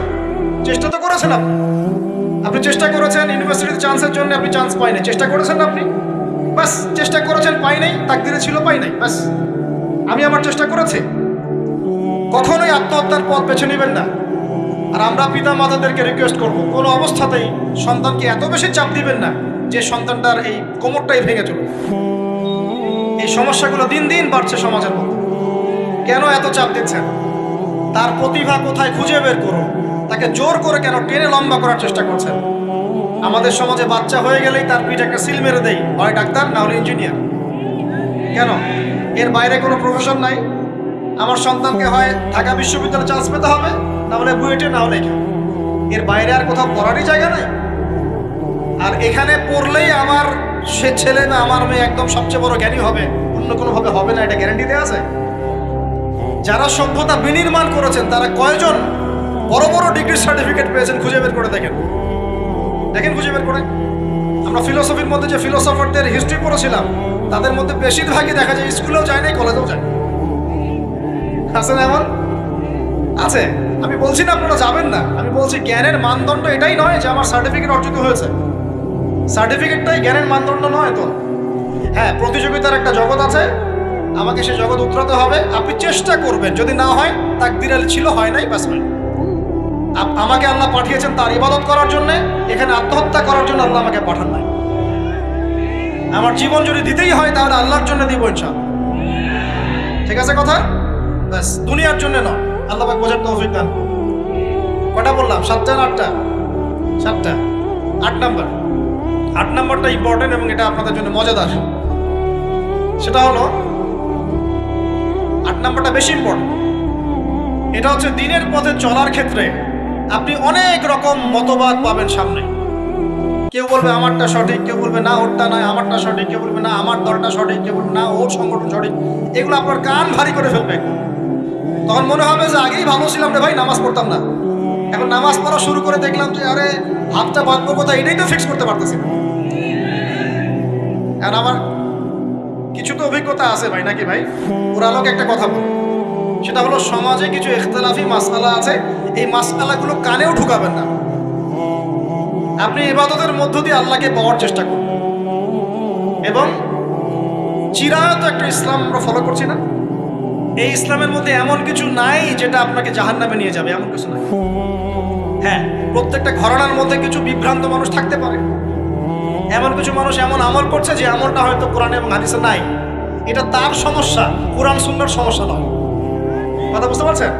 এটা তার সমস্যা। সে এটাকে সেই বেদাতটা করছে, সেই শিরকটা করছে। তার মানে এই নয় যে কোরআন হাদিস আমাকে শিরক শিখিয়েছে, বেদাত শিখিয়েছে। কোরআন এবং হাদিসে যেটা আছে এটা সুন্দর এবং এটা চিরায়ত একটা ক্লাসিক্যাল ইসলাম আমাদের কন্টিনেন্টে আছে, বাংলাদেশেও আছে। এখানে থাকলে আপনি বিভ্রান্ত হবেন না ইনশাআল্লাহ তাআলা। বরেণ্য ওলামায়ে কেরামদের কাছে গিয়ে অন্তত একজন হকপন্থী আলেমের সাথে পরামর্শ করে আপনি আমল করার চেষ্টা করুন। আর যে বিষয়গুলো নিয়ে ইখতিলাফ আছে এগুলো নিয়ে সমাজে মত পার্থক্য সৃষ্টি করে সমাজটাকে বিভক্ত করতে যায় না। আল্লাহর ওয়াস্তে মসজিদ ভাগ করতে যায় না, সমাজকে ভাগ করতে যায় না। জাতিগত ঐক্যটা রক্ষা করেন, আল্লাহ পাক বোঝার তৌফিক দান। আর যদি মানুষের মধ্যে খারাপ কিছু দেখি, ওই খারাপ কিছু বিষয়টা আমি এড়িয়ে যাবো। আর কোনটা ভালো কোনটা খারাপ আমি বুঝবো কিভাবে? আমি 10 জন আলেমের সাথে পরামর্শ করবো, বাস। আমি এত বড় আলেম নই, তাহলে আমি 10 জন আলেমের সাথে পরামর্শ করবো যে হুজুর এই বিষয়টা চলছে, এটা সম্পর্কে আসলে বিষয়টা কি। একটা ঘরানার দিকে কখনো আপনি সাম্প্রদায়িকভাবে বায়াস্ট হয়ে যাবেন না। আপনি আপনার চিন্তাটাকে লিবারেল রাখবেন। হকটা যেখানে পাবো সেটা নিব ইনশাআল্লাহ। এমন নয় যে উনি বলেছেন বলেই হক, আর কারোটা নিব না, ওনারটাই নেব, এভাবে চিন্তা করবেন না। হক যেখানে আছে সেখানে যাবেন আপনি ইনশাআল্লাহ। আল্লাহ পাক আমাদেরকে বোঝার তৌফিক দান। আর যে ইখতিলাফগুলো আছে এগুলো নিয়ে সমাজকে বিভক্ত করতে চায় না, মতানৈক্য নিয়েই ঐক্য হবে ইনশাআল্লাহ তাআলা। আল্লাহ পাক আমাদেরকে এই কথাটা বোঝার তৌফিক দান। আর শেষের দুটো হলো যৌবনকালে আমরা আমাদের পরবর্তী জীবনের প্রস্তুতি গ্রহণ করবো ইনশাআল্লাহ। কারণ বার্ধক্যের জীবনে আপনি কিন্তু এই কাজগুলো এখন করতে পারছেন, সেগুলো পরে পারবেন না। অতএব এই সময়ে আপনি আপনার রিজিকের একটা অংশ সঞ্চয় করার চেষ্টা করুন, কিছু সাস্টেইনেবল অ্যাসেট করার চেষ্টা করুন, যাতে পরবর্তী বয়সে গিয়ে আপনাকে দিনের দিকে কাজ করার জন্য দুনিয়ার ফিতনায় পড়তে না হয়। আল্লাহ পাক আপনাদেরকে হালাল রিজিকের ব্যবস্থা করে দিন, আমি দোয়া করি আল্লাহুম্মা আমিন। আর সবশেষ যেটা বলতে চাচ্ছিলাম, দেখুন যৌবনকালে আমরা যা করতে পারবো অন্য সময় পারি না। তাই এই যৌবনেই ইলম অর্জন করে আল্লাহ পাকের দ্বীনের এই দাওয়াতের মেহনত আমরা শহরে শহরে, গ্রামে গঞ্জে, জেলায় উপজেলায়, প্রত্যন্ত অঞ্চলের সমস্ত জায়গায় পৌঁছে দিব ইনশাআল্লাহ। যৌবনকালে আমরা বেশি বেশি দাওয়াতি কাজ করার চেষ্টা করবো, আল্লাহ পাক তৌফিক দান। যতটুকু জানেন, আপনি এতটুকু জানেন না যে নামাজ পড়তে হয় 5 ওয়াক্ত, তাহলে নিজে পড়েন, মানুষকে নামাজের দাওয়াত। আপনি এতটুকু জানেন না যে ভাই সুদ খাওয়া হারাম, জানেন কি না ভাই? ব্যাস আপনি মানুষকে বলেন যে ভাই হালাল খাই, সুদ না খাই। আপনি এতটুকু জানেন না যে জেনা করা হারাম, বাস আপনি আপনার বন্ধুকে দাওয়াত দেন, ভাই জেনার দিকে যাস না এবং হারাম অ্যাফেয়ার্সে যাস না। যতটুকু জানেন অতটুকু মানুষের কাছে পৌঁছে দেন। আল্লাহ পাক তৌফিক দান। যুবক ভাইদেরকে আমি এই 10টা নসিহত করলাম আজ। এই নসিহতগুলো একটু মেনে চলেন, যৌবনটা সুন্দর হবে ইনশাআল্লাহ। এছাড়া আর অনেক নসিহত আছে, এগুলো ওই যে বইগুলোর নাম বলে দিয়েছি, আল্লামা তাওফিক উসমানী হুজুরের যে বইগুলো, এগুলো পড়েন, ইনশাআল্লাহ দেখবেন আরো অনেক হেদায়েত আপনি পাবেন। মোটা দাগে কথা হচ্ছে ইলম অর্জন করতে হবে। রাজি আছে কিনা ভাই? রাজি আছে কিনা বলেন? ইলম অনুযায়ী আমল বাড়িয়ে দিব, রাজি আছে কিনা? হকপন্থী ওলামায়ে কেরামের সাথে পরামর্শ করে চলবো, রাজি আছে কিনা? আমরা যৌবনকালে হালাল রিজিক অন্বেষণের চেষ্টা করবো, রাজি আছে কিনা? যৌবনের সময়কে বিন্যাস করে চলবো, এলোমেলো জীবন যাপন করবো না, রাজি আছে কিনা? নারীদের ফিতনা থেকে বেঁচে থাকার চেষ্টা করবো, রাজি আছে কিনা? আগামী দিনের জন্য, ইসলামকে এগিয়ে নেওয়ার জন্য দাওয়াতের মেহনত করবো, রাজি আছে কিনা? আচ্ছা, এখন আসেন, এগুলো আমাদের করণীয় ছিল না, আমাদের যুবকরা এখন করছে কি সেটা? আমাদের যুবকরা এখন কিশোর গ্যাং করছে। কিশোর গ্যাং কি করছে? আপনাদের পরিবারের কর্তা যারা আছেন তাদেরকে আমি একটু রিকোয়েস্ট করবো, আপনার সন্তানের দিকে খেয়াল রাখেন। আপনার সন্তানকে যত ছোট মনে করছেন, আপনার সন্তান এখন এত ছোট নয়। কিশোর বয়সে সে এমন পাপও করে ফেলেছে যা আপনি এখনো করেন নাই। কিশোর বয়সে এমন এমন পাপ করা তার শেষ যা আপনি এখনো চিন্তাও করতে পারেন। অতএব সন্তানকে শুধু গায়ে গতরে বড় করলে হয় না। আমরা যে সন্তানকে মানুষ করার জন্য নিজের ঘাম ছেড়ে দিচ্ছি, মানুষ করার অর্থ হচ্ছে ওর আত্মাটাকে গড়ে তোলা, দেহটাকে গড়ে তোলা নয়, তার আত্মাটাকে গড়ে তুলুন। সন্তান থেকে খেয়াল রাখেন। ঢাকা শহরে কিশোর গ্যাংয়ের দৌরত্বে টেকা যাচ্ছে না। রাস্তাঘাটে ছিনতাই করছে, মাদক সেবন করছে, মানুষের সম্পদ মোবাইল ধুপ করে কেড়ে নিয়ে দৌড় দিচ্ছে, এক গ্যাং আরেক গ্যাংয়ের সাথে মারামারি করছে। এগুলো শিখছে কোত্থেকে? এগুলো শিখছে আপনার ওই যে অপসংস্কৃতি দেখে দেখে। পশ্চিম থেকে, আমাদের পার্শ্ববর্তী থেকে অনেক অপসংস্কৃতি ঢুকছে ভিতরে, ওটা দেখে দেখে দেখে দেখে শিখছে কি করতে হয় না। দুইটা গ্যাং তৈরি করছে এবং সিনেমাতে যেমন দেখানো হয় সে নিজেকে ওই রকম করে চিন্তা করা শুরু করছে। এই কনসেপ্টগুলো মানুষ পাচ্ছে কোথায়? নাটক সিনেমা থেকে পাচ্ছে। একটা দল ক্রিয়েট করেছে, সে সেই দলের নেতা হয়েছে, আরেক দল তাকে মারতে আসছে, সে আবার তাকে মারতে যাচ্ছে। এই যে জিনিসগুলো, এগুলো নাটক সিনেমায় দেখানো হচ্ছে না এখন? যুবকরা শিখছে কোত্থেকে এগুলো? বাংলাদেশের মেয়েদেরকে একসময় শেখানো হয়েছে তুমি সুন্দর না, তুমি কি না, তাদের মনে ঢোকান তুমি সুন্দর না, আরো সুন্দর হতে চাও, আরো সুন্দর হতে চাও, এই ক্রিম মাখো, সুন্দর হয়ে যাবে। এই একটা কনসেপ্ট ঢুকিয়ে দিয়েছে মাথায়, তুমি সুন্দর না, তোমাকে আরো সুন্দর হতে হবে। আল্লাহ তোমাকে যে সৌন্দর্য দিয়েছেন এটা যথেষ্ট না, অন্যরা আরো অনেক বেশি সুন্দর, তুমি সুন্দর না, এই ক্রিম মাখো, সুন্দর হবে। এই করতে করতে করতে ক্রিমের ব্যবসা শুরু হবে। বাণিজ্য, সবকিছুর পিছনে কি থাকে? বাণিজ্য, আর কিছু না। তারপর শুরু হলো যে পার্লার, অমুক ক্রিম, তমুক ক্রিম, অমুক সোনো, এই সেই, বাস মেয়েরা পাগল হয়ে গেল। ব্যাস নতুন নতুন আমরা আমাদের সংস্কৃতি ধারণ করে যে কাপড় চোপড়গুলো পরি, কিছু মানুষ শেখালো এর চেয়ে এই ফ্যাশনটা ভালো, এটা পরো। ব্যাস ঈদে ঈদে নতুন নতুন ফ্যাশন আসা শুরু করো। আর পাঞ্জাবি পায়জামা পরা তো আমাদের বাপদাদাদেরই শূন্য, এটা বাঙালিদেরই শূন্য।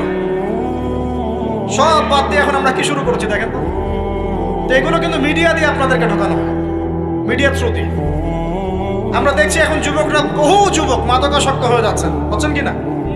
কিসের এত হতাশা ভাই? কি হয়েছে? আপনার গার্লফ্রেন্ড আপনাকে ছেড়ে চলে গেছে? তা গেছে না, হয়তো কি হয়েছে? কি হয়েছে? গার্লফ্রেন্ড ছেড়ে চলে গেছে তো কি হয়েছে? আল্লাহ পাকের জমিনে কি মেয়ের অভাব নাকি? 40 জন নারীর দায়িত্ব একটা ছেলেকে নিতে হবে সে জামানায়, মানে মা, বোন, ফুপু, খালা, স্ত্রী, এই সব মিলে 40 জন কাঁধে উঠে যাবে। এখন ঘরে ঘরে মেয়েদের সংখ্যা বাড়ছে না? নবীজি বলেছেন শেষ জামানায় মেয়েদের সংখ্যা বাড়বে, ছেলেদের সংখ্যা কমবে। কমছে কিনা ছেলেদের সংখ্যা? এখন হয়তো এভারেজ 100, 104, পরে দেখবেন আরো বেড়ে গেছে। শুধু আমেরিকার হিস্ট্রি ঘেটে দেখেন, ওখানে ছেলে মেয়ের অনুপাতটা কেমন। কমছে সব জায়গাতে, আরো সামনে কমবে। তো একজন গার্লফ্রেন্ড আপনাকে ছেলে চলে গেছে, বাস জীবনটা উৎসর্গ করে দিতে হবে তার জন্য? এখন কি ফেন্সিডিল, গাঁজা, ইয়াবা এগুলো সেবন করতে হবে? আপনাকে কে সৃষ্টি করেছেন ভাই? কি উদ্দেশ্যে? প্রথমে কি একটা বলেছে, কি উদ্দেশ্যে? আমাকে আল্লাহ পাঠিয়েছেন দুনিয়াতে নামাজ পড়তে, রোজা রাখতে, দিনের প্রচার করতে, দিনের জ্ঞান অর্জন করতে, এই তো। তা আমি একজন মেয়ের জন্য জীবন নষ্ট করে দিব কেন? আমি তাহলে আল্লাহর কাছে কি মুখ দেখাবো আর নবীর কাছে কি মুখ দেখাবো? ওখানে গিয়ে বলবো আল্লাহ আমি আমার অমুক প্রেমিকার জন্য আশায় হয়ে একদম জীবন দিয়ে দিয়েছি, আত্মহত্যা করেছি। গেছে ভাই, যাইতে দেন। যে ব্যক্তি আপনার অবস্থানকে মূল্যায়ন করে নাই সে আপনার যোগ্য ছিল না। এখন আপনি কি করবেন? নিজের অবস্থান উন্নত করেন, আপনার পিছনে লাইন ধরে ঘুরবে। এটাই বাস্তবতা। দুনিয়া খুব খারাপ জিনিস। মানুষ মানুষের অবস্থানকে মূল্যায়ন করে, মানুষ মানুষের অবস্থানকে মূল্যায়ন করে, কিন্তু আল্লাহ রাব্বুল আলামিন আপনাকে সর্বাবস্থায় ভালোবাসেন। এই যে আমরা এখন অনেক পাপ করছি না, আল্লাহকে আমাদেরকে আযাব দিয়ে ধ্বংস করে দিয়েছেন। আল্লাহ পাক এখনো আমাদেরকে ভালোবাসেন, রহম করেন, অপেক্ষায়। আল্লাহ পাক অপেক্ষা করছেন কখন তওবা করবে, আমি তওবা কবুল করব। এই কখন আমার বান্দা খালি একবার বলে আস্তাগফিরুল্লাহ, আল্লাহ পাক সাথে সাথে মাফ করে দেবেন। সেই আল্লাহকে ভুলে আপনি কার পিছনে ছুটছেন? আমরা কিন্তু নিয়াত করতে পারি ভাই যে আমরা যারা ওয়াজ শুনলাম জীবনে কোনোদিন সিগারেটে হাত দিব না। রাজি আছি ভাই? অন্য বড় বড় জিনিস তো বহুত দূরের কথা। আচ্ছা, অনেকে রাজি হয় নাই কেন? আপনারা কি অলরেডি আসক্ত? আমি অনেক ভাইকে দেখেছি মাশাআল্লাহ ইফতার খুলেই একদম বেনসন টানা শুরু করে। হ্যাঁ, এটা যে হারাম আপনাদের কেউ ওয়াজ করে শোনায় নাই? এটাকে কি মনে করেন আপনারা, হারাম না হালাল? কেউ বলেছে মাকরু, নাকি মাকরু ফতোয়া দিয়েছে? মাকরুহ শব্দের অর্থ জানেন আপনি? মাকরুহ শব্দের অর্থ কি শোনেন। সূরা বনী ইসরাঈল খুলবেন। কোন সূরা? সূরা বনী ইসরাঈল। আল্লাহ পাক বলছেন আমি বনু ইসরাঈলকে এই কাজগুলো করতে নিষেধ করেছি। কোন কোন কাজ? জিনা করো না, জিনার ধার কাছে যেও না, এতিমের মাল আত্মসাৎ করো না, শিরক করো না, ইত্যাদি। যারা আলেম আছেন তারা আমার কথা বুঝবেন। এই কাজগুলোর পরে আল্লাহ পাক বলছেন যে এই প্রত্যেকটা কাজ আল্লাহর কাছে মাকরুহ, অপছন্দ। কিসের? অপছন্দ। আর এটাকে আপনি সহজ মনে করছেন? নিয়াত করি আল্লাহ পাকের সন্তুষ্টির জন্য আমরা কোনোদিনও মাদকের সাথে সম্পৃক্ত হব না। আর বিশ্বাস করেন, শুধুমাত্র মাদক দ্রব্য নিয়ন্ত্রণ অধিদপ্তর এই আইন কানুন এগুলো দিয়ে, জরিমানা দিয়ে মানুষকে মাদক ছাড়ানো যাচ্ছে না, যাবে না। কেন যাবে না এটা আপনারা খুব ভালো করেই জানেন, আমি বলতে চাচ্ছি না। অনেক সময় মাদক বিরোধী কনসার্ট করে মানুষ, মাদক বিরোধী কনসার্টে ওঠার আগে এক বোতল ডাইল খেয়ে আসে। এগুলো কি বাস্তব কথা বলছি না অবাস্তব কথা বলছি? আমাদের যুবক ভাইরা কোশ্চিন কালেও মাদকের ধার কাছে যাবেন না। একটা হাদিস খালি মনে রাখেন, একটা, এই হাদিসটা মনে রাখেন। নবী সাল্লাল্লাহু আলাইহি ওয়াসাল্লাম বলেছেন কেউ যদি মাদকদ্রব্য সেবন করে তার 40 দিনের নামাজ কবুল হবে। সিগারেট একটা খেয়েছি, 40 দিন নামাজ নাই। এরপর যদি সে তওবা করে আল্লাহ মাফ করে দিবে। আবার যদি মাদক খায় আবার 40 দিন কবুল হবে। যদি আবার তওবা করে আল্লাহ মাফ করে দিবে। আবারও যদি খায় আবারও 40 দিন কবুল হবে না, আবারও তওবা করলে আল্লাহ আবার মাফ করে দিবে। চতুর্থবার সে যদি মাদক খায়, আল্লাহ রাসূল সাল্লাল্লাহু আলাইহি ওয়াসাল্লাম বলেন আল্লাহ পাক কিয়ামতের মাঠে তাকে তিনাতুল খাবাল পান করাবেন। কি পান করাবেন? তিনাতুল খাবাল। সাহাবীরা বললেন ইয়া রাসূলুল্লাহ এটা কি? তিনাতুল খাবাল কি? নবী সাল্লাল্লাহু আলাইহি ওয়াসাল্লাম বলেন এটা হচ্ছে জাহান্নামীদেরকে আযাব দেওয়ার পর তাদের রক্ত মাংসের যে পুঁজ বের হবে, এই যে ড্রিঙ্কস, জাহান্নামের হার্ড ড্রিঙ্কস, এই ড্রিঙ্কসের নাম হলো তিনাতুল খাবাল। আল্লাহ পাক আমাদের সবাইকে মাদক থেকে বাঁচিয়ে রাখুন। হতাশা মাদক দিয়ে দূর হয় না। হতাশা দূর হবে, বলে দিব, 3টা জিনিস, মাত্র 3টা। কয়টা ভাই? 1, 5 ওয়াক্ত নামাজ। এক কি? নামাজে আপনি ওযু করে সিজদা দেন, ইনশাআল্লাহ আপনার মনে প্রশান্তি না আসলে আমাকে এসে বলেন যে আসলে। চোখের পানি, মনের আবেগ যা আছে আপনার ভিতরে, কষ্ট, দুঃখ, যন্ত্রণা সব আল্লাহকে ঢেলে দিবেন ইনশাআল্লাহ। নিজের আবেগ ধরে রাখবেন এখানে, আপনি আল্লাহর জন্য ঢেলে দিবেন। মানুষকে আবেগ দেখা কি লাভ? মানুষ আপনার চোখের পানির মর্ম বুঝবে? মানুষ কি মানুষের চোখের পানির মর্ম বুঝে? আপনার পিতা যদি মারা যায় আমার কাছে এসে দোয়া চান, কান্নাকাটি করে, আমি দোয়া করতে পারবো কিন্তু আমি কিন্তু আপনার ফিলিংসটা বুঝতে পারবো। আপনার অনুভূতি কে বুঝতে পারবেন? আল্লাহ পাক আপনার ঘাড়ের রগের চেয়েও কাছে আছে। সুবহান আল্লাহ পাক ঘাড়ের রগের চেয়ে কাছে আছে। গতকালকে বাংলাদেশের একজন বরেণ্য আলেমের সাথে একটা কনফারেন্সে ছিলাম। উনি বলছিলেন যে এক ব্যক্তি, এটা শোনেন, এক ব্যক্তি খুব তার শখ যে তিনি সাহাবীদের মতো নামাজ পড়া শিখবেন। কথা বুঝতে পারছেন? সাহাবীদের মতো নামাজ শিখবেন। তো একজন বরেণ্য আলেমের কাছে এসেছেন, এসে বলছেন যে আমাকে সাহাবীদের মতো নামাজ শিখিয়ে দেন। তখন সেই আলেম আরেকজন আলেমের সন্ধান দিয়েছেন যে তুমি তার কাছে যাও, তিনি শেখাবেন। তো সেই ব্যক্তি একটু অবাক হয়েছেন, কারণ যাকে প্রশ্ন করেছিলেন তিনি অনেক বড় মুহাদ্দিস, আর যার কাছে পাঠানো হচ্ছে তিনি অত বড় মুহাদ্দিস নন, কিন্তু আবেদ, আমল করে। তাকে গিয়ে বলছেন উনি আমাকে পাঠিয়েছেন সাহাবী মারা নামাজ শিখিয়ে দেন। তখন তিনি বলছেন ঠিক আছে, সুন্দর করে উজু করে আসো, সুন্দর করে উজু করে আসো। উজু করার সময় খালি খেয়াল রাখবা যে আমি উজু করছি শুধু আল্লাহর সন্তুষ্টির জন্য। কি খেয়াল রাখবেন? উজু করছি শুধু আল্লাহকে রাজি খুশি করার জন্য উজু করছে, আর কোনো উদ্দেশ্য নাই আমার। উজু করতে যাচ্ছে, তিনি আবার বলছেন দাঁড়াও, শুধু আল্লাহকে রাজি খুশি করার জন্য উজু করো। আবার শুরু করছেন, আবার বলছেন শোনো, শুধু আল্লাহকে রাজি খুশি করার জন্য উজু করো। এভাবে বলতেই আছেন। নামাজে দাঁড়িয়ে আছেন, দাঁড়ানোর আগে বলছেন শোনো, শুধু আল্লাহকে রাজি খুশি করার জন্য নামাজ পড়ো। বলতেই আছেন। এক পর্যায়ে সে ব্যক্তি নামাজ শুরু করলো। নামাজে মনোযোগ এদিক ওদিকে যায়, আর তার মাথায় এটা আসে, এই শুধু আল্লাহকে রাজি খুশি করার জন্য আমাকে নামাজ পড়তে হবে, শুধু আল্লাহকে রাজি খুশি করার জন্য নামাজ পড়তে হবে। এই চিন্তা তার মনের মধ্যে ঘুরপাক খাচ্ছে। এভাবে নামাজটা সে শেষ করে চিন্তা করছে যে নামাজ তো পুরোপুরি মনোযোগ দিতে পারলাম না। বারবার মাথার মধ্যে এরকম চিন্তা আসছে, আল্লাহ আমাকে তুমি মাফ করে দাও, নামাজটা আমার মনে হলো না ঠিক মতো। তখন সে ফিরে এসে তার সে ওস্তাদকে বলছেন আমার তো নামাজ এরকম করে পড়লাম, কিন্তু শেষমেশ মনে হলো যে নামাজটা হয়তো কবুল হয় নাই, আল্লাহর কাছে খুব মাফ চাইলাম, আল্লাহ আমাকে মাফ করে দাও, নামাজটা মনে হলো না। তখন সেই যে প্রথম ব্যক্তি যিনি পাঠিয়েছেন তিনি বলছেন এটাই হলো সাহাবী বলা নামাজ। তারা আল্লাহকে রাজি খুশি করার জন্য নামাজ পড়তেন, নামাজ শেষ করে আল্লাহর কাছে ইস্তেগফার করতেন, আল্লাহ কিছুই হলো না, কিছুই হলো না। আমার কথা কি বুঝতে পারছেন? অতএব আল্লাহকে রাজি খুশি করার জন্য আপনি আপনার আবেগ, আপনার ইবাদত সব ফেলে দিবেন, অন্য কারো কাছে কিছু পাওয়ার আশা করেন। অতএব নামাজ আপনার মাদকের দিকে যাওয়া লাগবে না, নামাজই আপনার হতাশা দূর করে দেবে ইনশাআল্লাহ। 2 নাম্বার আমল হচ্ছে কোরআন তেলাওয়াত। যে ব্যক্তি কোরআন তেলাওয়াত করতে পারে নিয়মিত, তার মনের মধ্যে এই হতাশা, এই ভীরুতা, এই কাপুরুষতা কিচ্ছু আসবে না ইনশাআল্লাহ। আমি গ্যারান্টি দিচ্ছি আপনাকে, হতাশা আসবেই না আপনার মনে যদি আপনি কোরআন বুঝতে পারেন।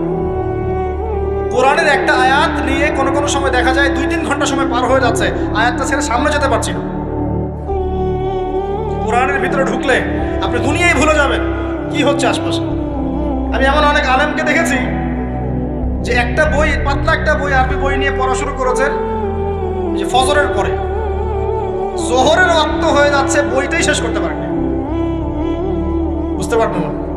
যখন আপনি ইলমের ভিতরে ঢুকে যাবেন, কোরআনের ভিতরে, হাদিসের ভিতরে, আপনার দুনিয়ার খেয়ালই নাই। একজন আলেম তিনি এক রাত্রে একটা বই লিখেছিলেন, চটি বই, এক রাত্রের মধ্যে। বলা হচ্ছে তার সম্পর্কে বলা হচ্ছে যে রাতের খাবার তাকে দেয়া হয়েছে যে আপনি এটা খেয়ে নেন, খাবারটা পাশেই আছে, খাবারটা খাবো, এটা লিখে খাবারটা খাবো, এরকম তার চিন্তা ছিল। ফজর হয়ে গেছে, ওই লিখাও শেষ, খাবার এই অবস্থায় পড়ে আছে, ডুবে গেছেন ভিতরে, খাওয়ার মাথায় খেয়াল নাই। এরকম হয়। একজন মনীষী, বিখ্যাত মনীষী, রিয়াদুস সালেহীন কিতাবের রাইটার, সংকলক আল্লামা নববী রাহিমাহুল্লাহ, এরকম সারা রাত চলে গেছে, পাশে 2টা খেজুর, ওই 2টা খেজুর খাওয়ারই সময় পান, হাদিস নিয়ে গবেষণা করতে রাত পার হয়ে গেছে। আমি বলতে চাচ্ছি, যখন ইলমের ভিতরে, কোরআন হাদিসের ভিতরে ঢুকে যাবেন, আপনার দুনিয়ার খেয়াল আপনার চলে যাবে, এই টেনশন, হতাশা, এই সেই, তখনই আল্লাহ পাক আপনাকে তার পক্ষ থেকে রহমত দিবেন, বরকত দিবেন, আল্লাহ আপনার দুনিয়ার কাজগুলো করে দিবেন ইনশাআল্লাহ। তখন দেখবেন কেউ আপনার দুনিয়ার ওই কাজটা করে দিয়েছে, কেউ ওই কাজটা করে দিয়েছে, কেউ বাসায় খাবার পাঠিয়ে দিয়েছে, আল্লাহ পাকই এগুলো করাই দিবেন ইনশাআল্লাহ। তো প্রিয় ভাইরা, মাদকে যাবো না আল্লাহর কাছে আসবো? 2 নাম্বার কোরআন তেলাওয়াত, 3 নাম্বার আল্লাহর জিকির। 3 নাম্বার কি ভাই? আল্লাহর জিকির। চলতে ফিরতে সব সময় মুখ চলতে থাকবে, মুখ না চললেও মনে মন তাজা থাকবে, মনে জিকির হতে থাকবে। মনে জিকির করতে পারেন, মুখ নড়বে না, কিন্তু মনে আপনার একটা জিকির হতে থাকবে, সুবহানাল্লাহ, আলহামদুলিল্লাহ, লা ইলাহা ইল্লাল্লাহ, আল্লাহু আকবার। পড়া যাবে? পারে। মানুষের মন কখনো চুপ করে থাকে না, কিন্তু মানুষের মন অলওয়েজ কিছু না কিছু চিন্তা করতে থাকে না, যতক্ষণ না ঘুমায় মানুষ। তো প্রিয় ভাইরা, বেশি জিকির করব, সুবহানাল্লাহ, আলহামদুলিল্লাহ, লা ইলাহা ইল্লাল্লাহ, আল্লাহু আকবার, লা হাওলা ওয়ালা কুওয়াতা ইল্লা বিল্লাহ, এগুলো চলতে থাকবে। আল্লাহ পাক তৌফিক দান করুন। আমরা আমাদের সমাজে যুবকদেরকে এরকম টিকটকে দেখছি, অনলাইনে আসক্ত দেখছি, জেনায় আসক্ত দেখছি, পর্নোগ্রাফিতে আসক্ত দেখছি। আমরা দেখছি আমাদের যুব সমাজকে মাদকে আসক্ত, কিশোর গ্যাংয়ে আসক্ত। এইগুলো কি আমাদের কাম্য ছিল ভাই? আমাদের কাম্য ছিল? এই অবস্থায় কি যুব সমাজ আল্লাহ পাকের দিনের পতাকা হাতে নিয়ে আল্লাহর জমিনে দিন কায়েম করতে পারবে কিনা একটু আমাকে উত্তর দেন দেখি। এখন এই অবস্থায় পারবে? অতএব অবস্থার উন্নতি করতে হবে কিনা? উন্নতির জন্য রাজি আছি কিনা ইনশাআল্লাহ? আমরা চাই কি আল্লাহ পাকের দিনটা আল্লাহর জমিনে প্রতিষ্ঠা লাভ করুক, আল্লাহর দিন সবার ঘরে ঘরে পৌঁছে যাক। আল্লাহ পাকের দিনের যে সৌন্দর্য সবাই সেটাই, এই সৌরভটা সবাই পাক। আমরা চাই কিনা? সমাজে শান্তি প্রতিষ্ঠা হোক, আবার সেই রাসূলের মতো যুগ চলে আসুক, আমরা চাই কিনা? অতএব আমাদের সবাইকে যৌবনের এই প্রলোভনগুলো থেকে বেরিয়ে এসে আল্লাহ পাকের ইবাদতে আত্মনিয়োগ করতে হবে। আল্লাহ পাক আমাদের সবাইকে তৌফিক দান করুন, বলি আমিন। আমাদের সবাইকে আল্লাহ রাব্বুল আলামিন কুরআন এবং হাদিসের গভীর জ্ঞান অর্জন করার তৌফিক দান করুন, বেশি থেকে বেশি ইবাদত করার তৌফিক দান করুন। আল্লাহ পাক সবাইকে হারাম সমস্ত রিজিক থেকে বাঁচিয়ে রাখুন, জেনা, ব্যভিচার এবং নারীর ফিতনা, মাদক থেকে আল্লাহ বাঁচিয়ে রাখুন। আল্লাহ পাক আমাদের সবাইকে হালাল রিজিক, হালাল সম্পর্ক যথেষ্ট করে দিন। আল্লাহ পাক আমাদের সবাইকে যেন দিনের দাওয়াতের মেহনত করার তৌফিক দান করেন এবং আলেম ওলামার সাথে পরামর্শ করে দিন শেখার এবং বোঝার তৌফিক দান করেন। আর লেকচার শেষ করার আগে দুটো বিষয় বলে শেষ করছি, একটু মনোযোগ দিন। একটা হচ্ছে আমাদের যুবতী দিনী বোনদের জন্য। এখানে বোনরা আছেন না? আছেন কি না? দিনী বোনরা আছেন? একটা নসিহত দিনী বোনদের জন্য আমি একটা নসিহত করতে চাচ্ছি, একটা নসিহত। আমার এই একটা নসিহত একটু মন দিয়ে শুনুন প্রিয় দিনী বোন। রাসূলুল্লাহ সাল্লাল্লাহু আলাইহি ওয়াসাল্লাম আমাদের দিনী বোনদের জন্য জান্নাতে যাওয়ার একটা ফর্মুলা বলে দিয়েছেন। আমি কি বলবো সেটা? আচ্ছা, রাসূলুল্লাহ সাল্লাল্লাহু আলাইহি ওয়াসাল্লাম বলেছেন আমাদের দিনী বোনেরা, আমাদের মায়েরা, এই নারী জাতি মাত্র 4টা কাজ করলে জান্নাতের যে কোনো দরজা দিয়ে ইচ্ছা প্রবেশ করতে পারবে। খুশি হন নাই? কয়টা কাজ? মাত্র 4টা। এক, যদি আমাদের দিনী বোনেরা 5 ওয়াক্ত নামাজটা ওয়াক্ত মতো পড়ে, আল্লাহ পাক তৌফিক দান করুন, বলি আমিন। 2 নাম্বার, যদি তারা রমাদান মাসের রোজাটাকে ঠিক মতো আদায় করতে পারে। 1 নাম্বার 5 ওয়াক্ত নামাজ ঠিকঠাক আদায় করা, 2 নাম্বার রমজান মাসে সওম রাখা, 3 নাম্বার তাদের লজ্জাস্থানের হেফাজত করা, মানে শরঈ পর্দা মেনটেন করা, শরঈ পর্দা মেনটেন করা। এবং আমি বলে দেই, চেহারাটা আপনাদের পর্দার অন্তর্ভুক্ত। এটা নিয়ে অনেক বাকবিতণ্ডা হয় না সমাজে, চেহারা দেখানো যাবে কি যাবে না ইত্যাদি। চেহারা আপনার পর্দার অন্তর্ভুক্ত বিষয়, ফুল স্টপ। এর উপরে ফতোয়া অনেকভাবে দিচ্ছে, কিন্তু বরেণ্য উলামায়ে কেরামের কিতাবগুলো ঘাটাঘাটি করেন, তাদের ফতোয়া হচ্ছে চেহারা আপনার পর্দার অন্তর্ভুক্ত বিষয়, চেহারা ঢেকে রাখবেন। আল্লাহ পাক তৌফিক দান করুন। চোখ থাকবে খোলা, ঠিক আছে। 4 নাম্বার, স্বামীর আনুগত্য করতে হবে। স্বামীর আনুগত্য, এই যে আনুগত্য শব্দ শুনলেই মানুষের একটা মানে নেগেটিভ ধারণা তৈরি হতে পারে। স্বামীর আনুগত্য মানে কি আমি তার দাসত্ব করব?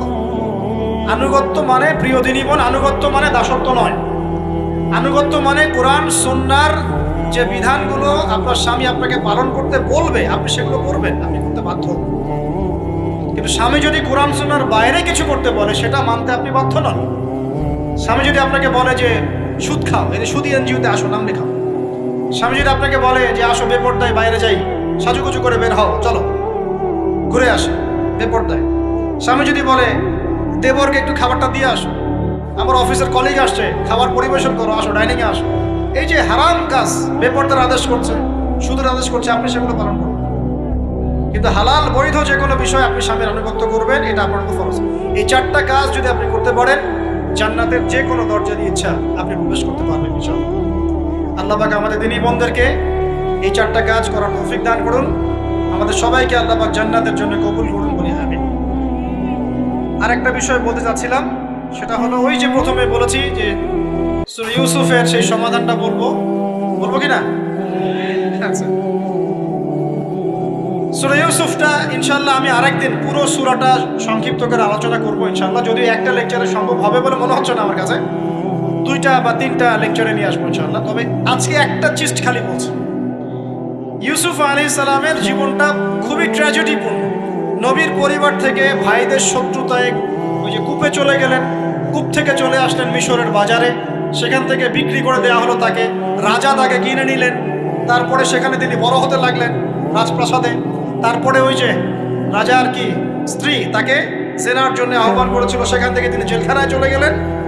আবার জেলখানা থেকে আবার মিশরের খাদ্য মন্ত্রণালয়ের দায়িত্ব পেলেন, তারপরে তিনি মিশরের শাসকের দায়িত্ব পেয়ে গেছেন, তাই তো? আচ্ছা, এর মধ্যে একটা জায়গা খালি বলবো আজকে। টপিকটা কি দিবা তোমরা? টপিকটা হচ্ছে চলমান বৈশ্বিক অর্থনৈতিক সংকটে ইউসুফ আলাইহিস সালামের সমাধান। মনে থাকবে? চলমান এই বৈশ্বিক অর্থনৈতিক সংকটে ইউসুফ আলাইহিস সালামের সমাধান কি ছিল? ইউসুফ আলাইহিস সালাম জেলখানায়, কোথায় বলেন তো? জেলখানায়। তখন দুজন ব্যক্তি তাকে বলছে, ইউসুফ, আমরা দুজন দুটো স্বপ্ন দেখেছি, তুমি কি স্বপ্নের ব্যাখ্যা দিতে পারবে? আমরা তোমাকে সত্যবাদী বলে মনে করি। ইউসুফ আলাইহিস সালাম বলছেন, খাবার আসার আগেই তোমাদেরকে স্বপ্নের ব্যাখ্যা দিব। একজন বলছে, আমি দেখলাম আমার মাথায় রুটি রাখা আছে আর পাখি এসে রুটির থেকে খেয়ে ফেলছে। আমার কথা বুঝতে পারছেন কিনা ভাই? আচ্ছা, দুই নাম্বার, দ্বিতীয় ব্যক্তি বলছে, আমি দেখলাম আমি শরাব পান করাচ্ছি আমার মনিবকে। কথা বুঝতে পারছেন? এখন ইউসুফ আলাইহিস সালাম বলছেন, তুমি যে শরাব পান করাচ্ছ মনিবকে, তোমাকে অতি সত্বর মুক্তি দেওয়া হবে ইনশাআল্লাহ। আর যার মাথার উপর থেকে রুটি খেয়ে নেওয়া হচ্ছে তাকে শুলদণ্ড দেওয়া হবে, মৃত্যুদণ্ড দেওয়া হবে। কি বললেন? একজনকে দেওয়া হবে মৃত্যুদণ্ড, একজন কি হবে? ছাড়া পাবে। আর যাকে মনে হলো যে এই ছাড়া পাবে, ইউসুফ আলাইহিস সালাম বললেন, তুমি যখন ছাড়া পাবে তোমার মনিবের কাছে, মালিকের কাছে আমার কথা বলো, আমার কথা আলোচনা করো। কিন্তু শয়তান তাকে ভুলিয়ে দিল, সে আর কথা বলতে পারল। আরো কয়েক বছর চলে গেল, ইউসুফ আলাইহিস সালাম তখনও জেলেই আছে। একদিন এই রাজা স্বপ্ন দেখলেন। কি স্বপ্ন দেখলেন? যে 7টা পাতলা পাতলা গাভী, মোটা মোটা 7টা গাভীকে খেয়ে ফেলছে। 7টা কি গাভী? জীর্ণ শীর্ণ গাভী, 7টা মোটা তাজা গাভীকে খেয়ে ফেলছে। আর দেখলেন 7টা সবুজ শীষ। শীষ বোঝেন কিনা? ধানের শীষ না, আবার সবুজ শীষ। আর দেখছেন এই যে শীষ মরে গেলে যেমন দেখায় না একটা রং, এরকম শীষ। এখন রাজা খুব চিন্তিত হয়ে পড়লেন যে আসলে এই স্বপ্নের কি ব্যাখ্যা। তিনি সবাইকে ডেকে বললেন, স্বপ্নের ব্যাখ্যা কি তোমরা জানো? তখন রাজ্য পরিষদের এই যে এমপি মন্ত্রী যারা আছে তারা বলছে, না, এটা কি স্বপ্ন, এটা একটা বাজে স্বপ্ন, উদ্ভট স্বপ্ন, আমরা এটার মানে জানি না। আমরা হলো তাই তো বলতাম নাকি ভাই? কিন্তু ওই ব্যক্তি স্মরণ হয়ে গেল যে ছাড়া পেয়েছে, আরে ইউসুফ তো স্বপ্নের ব্যাখ্যা দিতে পারে।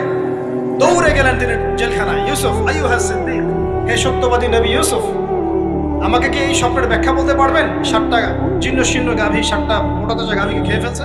ইউসুফ আলাইহিস সালাম এই স্বপ্ন শুনে বললেন, ইউসুফ আলাইহিস সালাম শুধু স্বপ্নের ব্যাখ্যাই দিলেন না, বরং এই স্বপ্ন যে সত্য এটা তিনি বিশ্বাসও করলেন। এই স্বপ্ন একটা সমস্যাকে নির্দেশ করছে এটাও বুঝে ফেললেন। এই সমস্যার সমাধানও তিনি দিয়ে দিলেন। বলেন সুবহানাল্লাহ। আমার কথা বলছেন, ইউসুফ আলাইহিস সালাম স্বপ্নের ব্যাখ্যা দিচ্ছেন না, বরং স্বপ্নটা যে সত্য তিনি মেনে নিচ্ছেন এবং এই স্বপ্নের ফলে একটা সামনে খারাপ সময় আসতে যাচ্ছে এটা তিনি বিশ্বাস করছেন এবং এর সমাধান তিনি জাতিকে দিচ্ছেন। ইউসুফ আলাইহিস সালাম বলছেন, তোমাদের সামনে 7 বছর দুর্ভিক্ষ হবে। কি হবে বলেন? 7 বছর।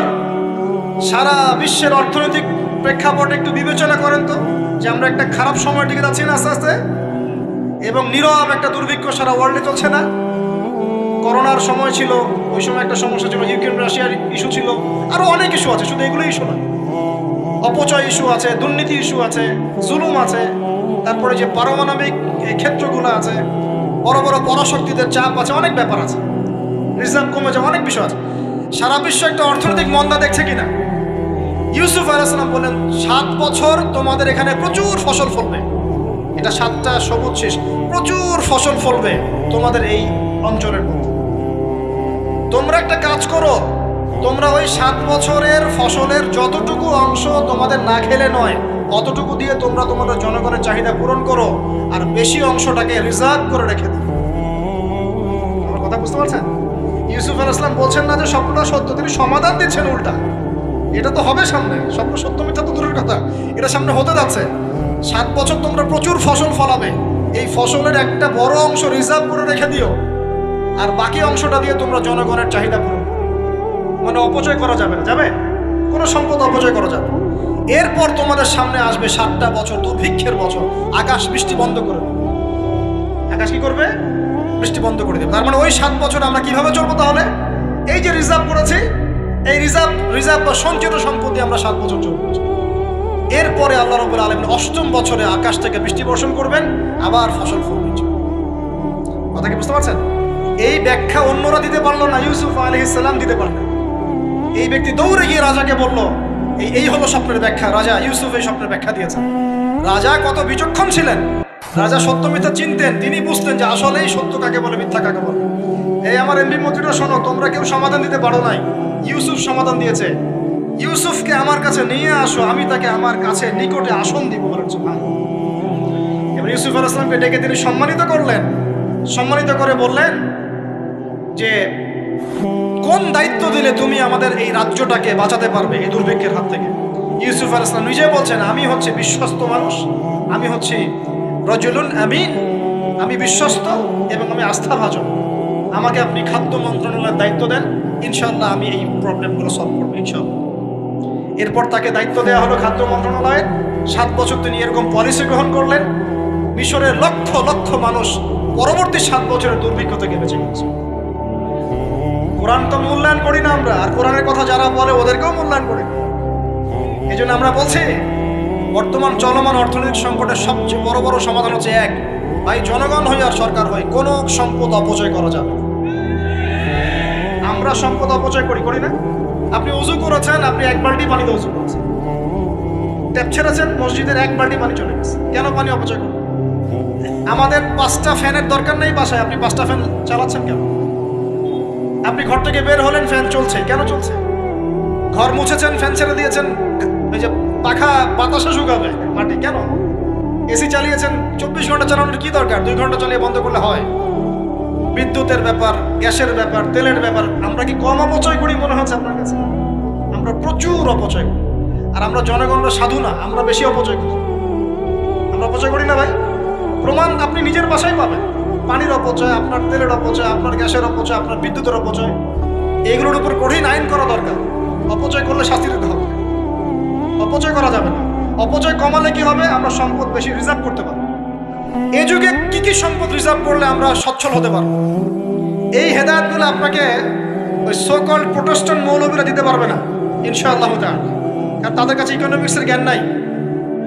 এই যুগে যদি আমরা গ্যাস রিজার্ভ করতে পারতাম, তেল রিজার্ভ করতে পারতাম, গোল্ড রিজার্ভ করতে পারতাম, সিলভার রিজার্ভ করতে পারতাম, এবং যে কারেন্সি সারা ওয়ার্ল্ড ওয়াইড চলছে এখন, এগুলোকে রিজার্ভ করতে পারতাম, এবং জনগণের যতটুকুতে প্রয়োজন এতটুকু সাপ্লাই করে বাকিটা রিজার্ভ করে রাখতে পারতাম, আসন্ন সময়ে এটা দিয়ে আমরা বৈশ্বিক সংকট মোকাবেলা করতে পারতাম।